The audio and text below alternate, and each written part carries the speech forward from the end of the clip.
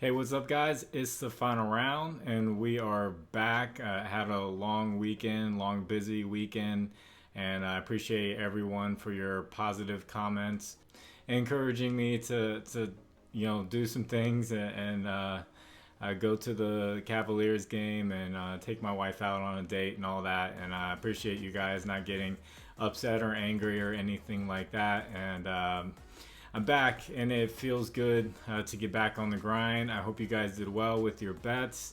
If you're new to the channel, this is a channel where the episodes come out the day before the lines drop. So I do some research and try to condense it into a 5 to 10 minute video, so you don't have to do the hour of research that I did. So I don't charge for any of this. This is 100% of me, and I'm not hiding anything from you guys. So if you do well and you feel like giving back, I have a Cash App and a Venmo in the description, and I very much appreciate it if you did give back. It helps keep me motivated to keep doing research and giving these videos out to you guys. And if you can, please like the video, subscribe if you have not, and if you have a little bit of extra time, can you leave a comment for the algorithm? This is going to be my 100th video, if you count my rap videos I used to do when this channel was called Sports Card Analytics. Yo, now I gotta say it, now you gotta face it. Yeah, that's right, you buy a base, get your basic, tighten up. So if you could just put the 100 emoji in the comment section, that works. You could just put any word, you could write out a sentence with different comments. It just helps the algorithm and helps get the video out there. And I am partnered with one app. They're called JOCKMKT. They do player props, and they also have a thing where you can trade players like their stocks. There's a learning curve there, but if you get good at it, you could make a lot of money. I think it's good just to have different apps where you can see different lines.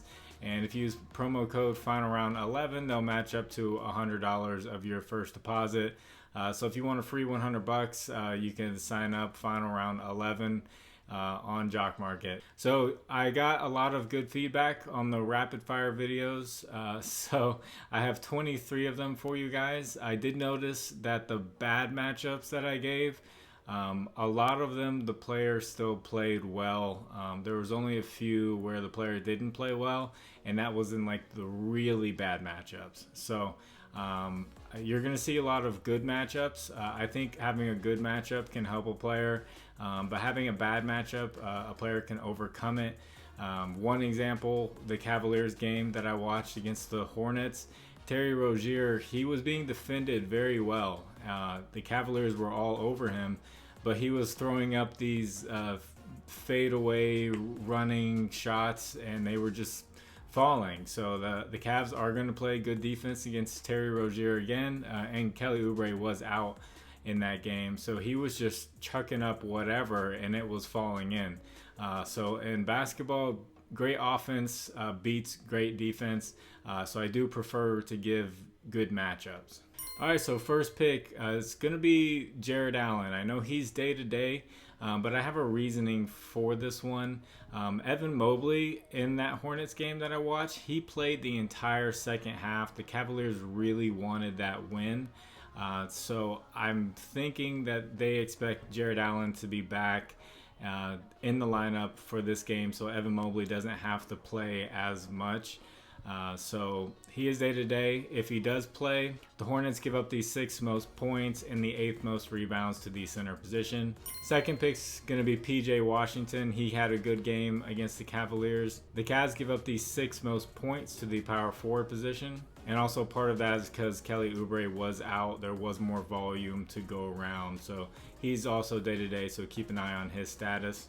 Third pick's going to be Bradley Beal. I know a lot of people don't like the Wizards, but he just has a good matchup, so I'm pointing it out. The Pistons give up the 8th most points to the shooting guard position, which leads to my fourth pick, Kyle Kuzma. The Pistons give up the 8th most points to the small forward position, and they also give up the 2nd most assists, if you want to look at points and assists. Fifth pick, I know a lot of people don't like this guy because he has some really bad games.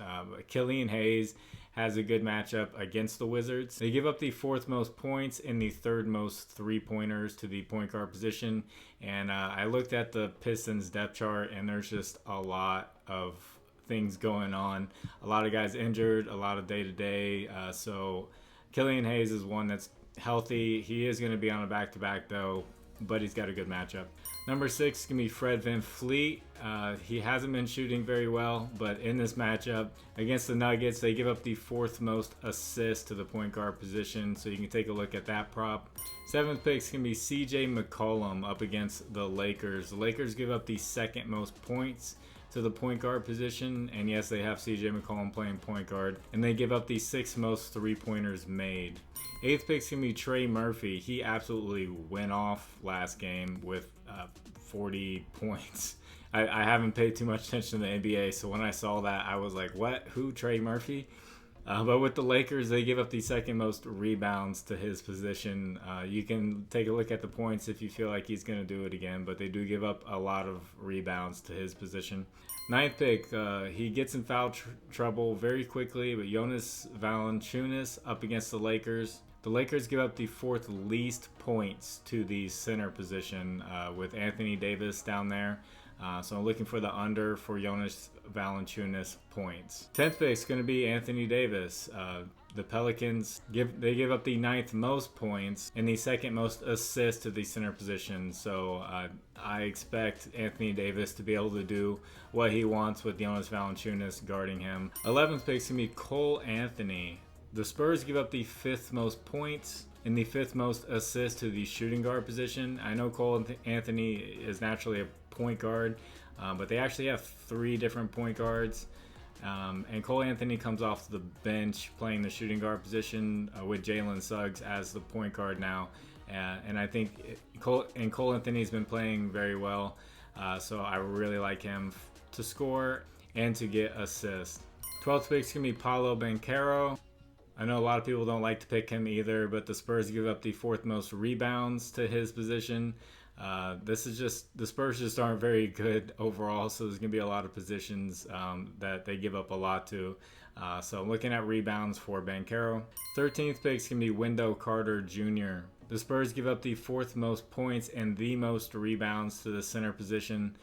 So I expect him to not only score, but get a lot of rebounds. But I think the rebounds prop is definitely the safest when it comes to Wendell Carter Jr.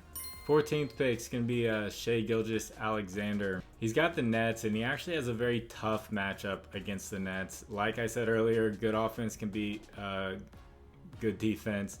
But I feel like they have his points prop so high, and he gets really close to it every time, that this might be a deciding factor. But the Nets give up the 4th least points and the least assists to the point guard position. So just take a look at that line. If they drop it a little bit to the high 20s, then maybe Shea can pull it off. But if it's still that 31.5 that they've been having it at, then he's playing against a really tough defense. 15th is going to be Josh Giddey. The Nets are not good against the shooting guard position. They give up the 4th most points, and Josh Giddey has been kind of playing out of his mind lately with all stat categories. So good matchup with the points, and you know he can do all the other stuff if you want to take a look at those props. 16th pick is going to be a little risky. Spencer Dinwiddie. He is off and on. He is not very reliable when it comes to scoring, but he has a good matchup. The Thunder give up the 3rd most points and the 2nd most 3-pointers made. And in Dinwiddie's last game where he got it was like 15 plus assists, I think it was like 16. He shot 0 for 7 from the 3-point line, and he just didn't score very well. So he's got a good matchup for threes. He's going to see open looks. It's just, can he knock it down or not? 17th pick is going to be Nick Claxton up against the Thunder. The Thunder give up the 3rd most blocks to the center position. So this is definitely a spot where you can mix in fantasy score. If they don't have a blocks prop, they should have a blocks prop for Nick Claxton. And 18th pick is going to be Chris Paul up against the Milwaukee Bucks. The Bucks give up the 8th most rebounds and the 3rd most steals to the point guard position. And Chris Paul is not a bad rebounder. from the point guard spot. So if they have a single prop and it's kind of low, you could look at his over, and definitely with steals if they have a defensive prop for him.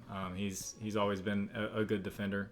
19th pick's going to be Grayson Allen up against the Suns. The Suns give up the second most points and the third most three-pointers to the shooting guard position, and Grayson Allen is just kind of just consistently scoring around that 12 plus range.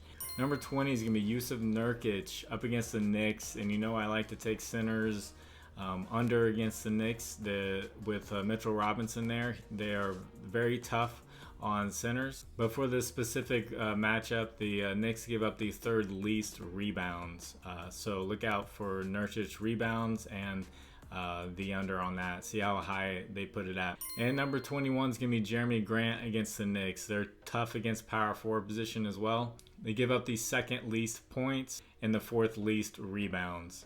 And number 22 is going to be Jalen Brunson. He's day to day. And against the Blazers give up the fifth most rebounds and the second most assists. So I'm looking at a rebounds assist prop if he plays. If he doesn't play, it's going to be Emmanuel Quickly stepping in at point guard, who's not really much of a rebounds assist kind of guy. He's more of a just go score kind of guy. So this is specifically the Jalen Brunson. And number 23 is going to be Julius Randle. The Blazers, they give up the second most points to the power forward position. So I hope you guys all enjoyed the rapid fire picks.